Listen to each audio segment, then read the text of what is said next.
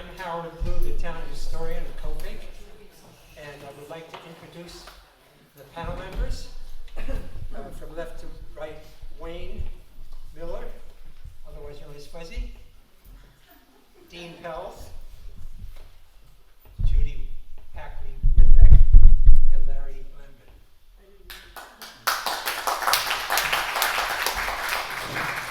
And let me tell you briefly about them.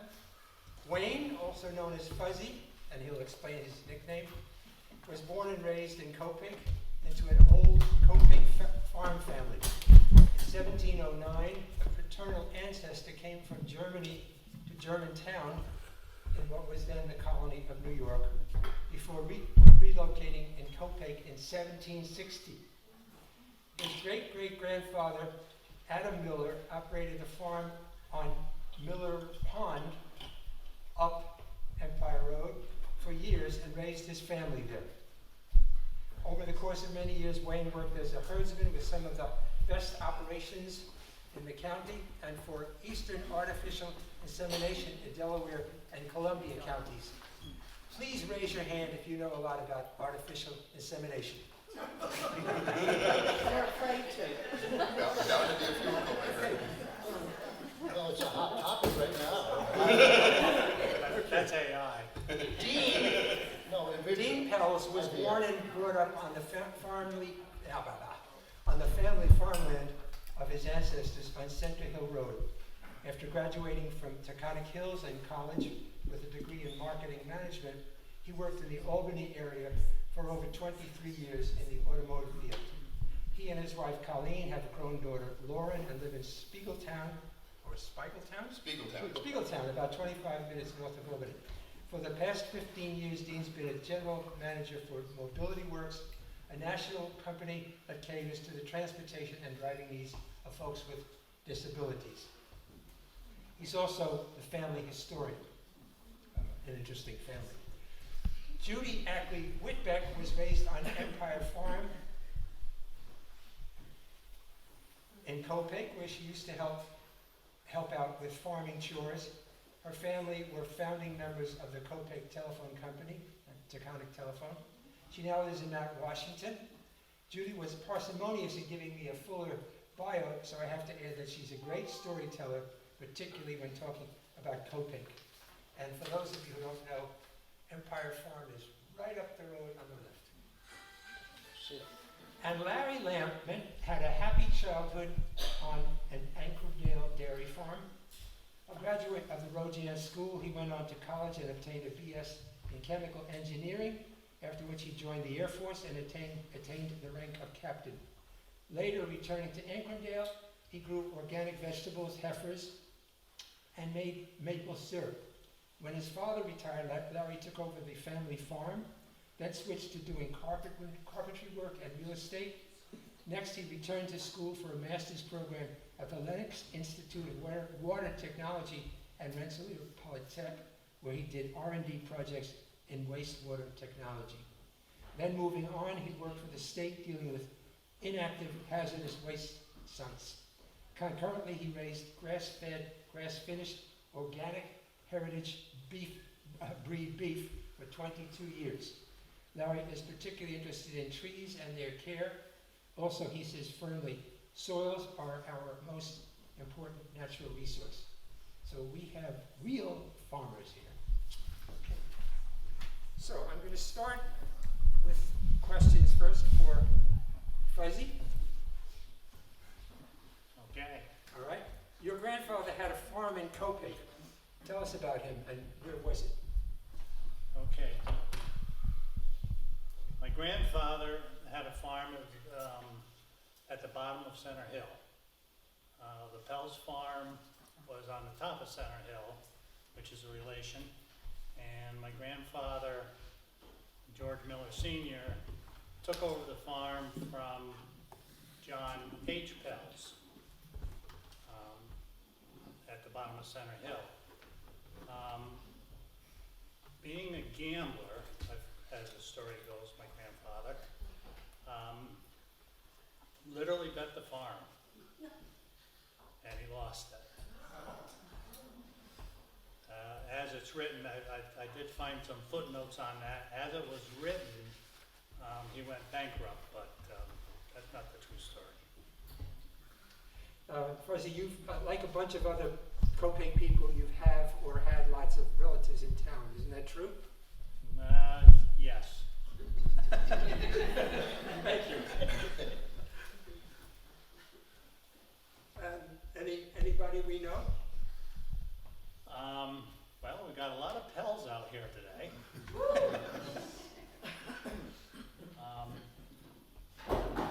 Pells, the Waldorfs, probably the Ackleys. And I just talking to Larry tonight, and actually we may be related. All right. So, you guys make up a third of the people on the 4 panels then, don't you? Nancy Fuller, and you, We do. and Judy, Yes. and who did I forget? Well, Just coincidence. okay. Okay. What did your father do? My father, the earliest remembrance of my father, I was about 2 or 3 years old. That was on the, I don't know if anybody remembers the Jensenwick Farms up towards the Hillsdale area. It's where the tree farm is Where now. we lived, that part of our life. Yeah, it's a Jensenwick Farm. That's my earliest recollection of my father being on the farm. From there, my father moved down into Copac and he went to work for Grant Langdon. He worked for Grant Langdon for many, many years. That's where we grew up. That's where my farming memories are, and a lot of things I had learned there and taught and went on. And actually, I worked for Grant Langdon after a while. What did you do? In the early years, got in trouble as a kid. No, in the early years, I used to tag along with my father, help him out where I could. As I grew older, I learned how to drive the tractor in the fields when they're picking up hay, stuff like that. And as I got a little older, where they could trust me by myself, I was actually doing field work, plowing, disking, baling hay. Did you get paid? I'm sorry? Did you get paid? Yes. What did they pay you?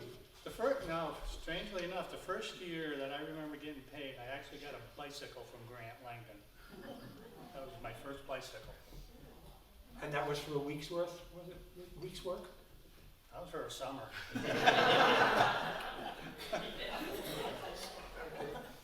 How did you get your name Fuzzy? I was about 4 years old, and my father, I'm from a family of 7, and my father used to give all the boys haircuts, and it just came out with the clippers, and we had fuzzy hair, and Grant Langdon was rubbing my head one day, and he says, "That's Fuzzy," and the name stuck. Tell us more about your father. My father, he was a good herdsman for Grant Langdon. He knew cows, knew animals. He worked with animals. He was very good at it. Was there one named Victor? Victor the Bull. There's a lot of bull this evening. And in fact, if anybody wants to see it later, I got a picture of my father, 9 years old, leading a bull. Believe it or not. But I believe Judy can attest to this. I think he brought a bull down to the Empire Farm days one year. In a truck? He did. No, Yeah, we had, no, he walked him. it was a black and white show. Yeah, black and white show. Yeah. How do you walk a bull down the street? Very careful. And only in Copac. No, No, seriously, how did they control him? Presumably they had to in case. Well, when bulls were young, the vets always came along and they put a brass ring in the nose. And if you look at a a bovine animal, their nose is very tender, so with that ring in the nose, you could lead a bull or a cow virtually any place. So that's how we led him. How did he do with horses? He was good with horses. He did some training on some quarter horses for a couple in the younger years. We were young, and he broke quarter horses so that people could ride them. And how was that done? How do you train it? How do you break a horse, as they say? Well, you start off by leading them around with a halter. Then once they're used to that and used to people around them, you put a saddle on them, walk them around, and when they get used to that, after that, put a live person on. And us kids used to be the guinea pigs for the live people. But we never got thrown. Your father left Grant after a while, didn't he? What did he do then?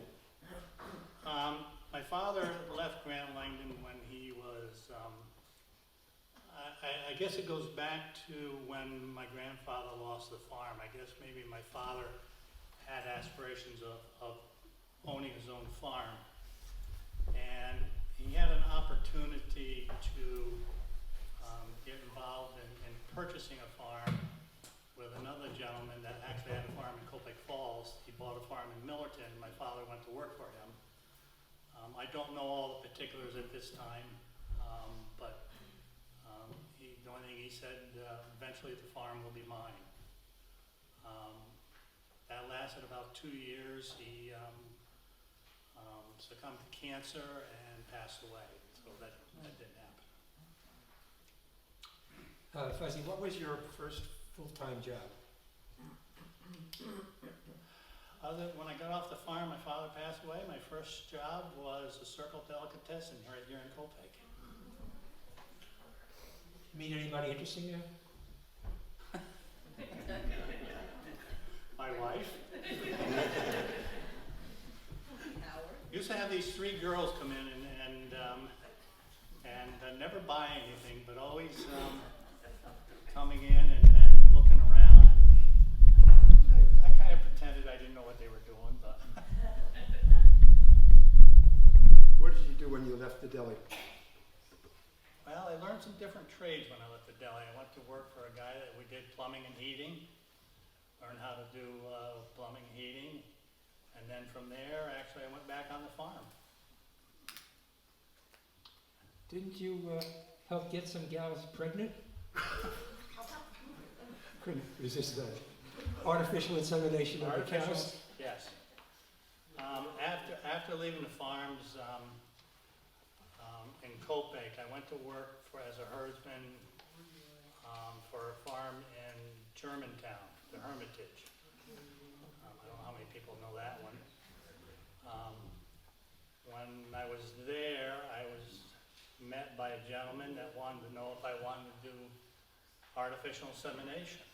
Sounded interesting, so I said, sure. So I went to work for a company called Eastern AI out of Ithaca, and the area was Delaware County, just outside of Delaware, or Delhi. So how do you artificially inseminate a cow? A glove on my hand and sleeve and a long tube that had semen in it. And you want to know the particulars? I thought there was an earlier step. I'm sorry, say that again?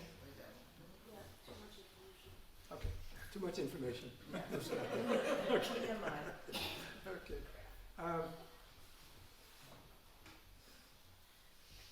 Okay. Let me just ask this question. You've had experience taking care of sick cows. How do you take care of them if you have to give them a pill?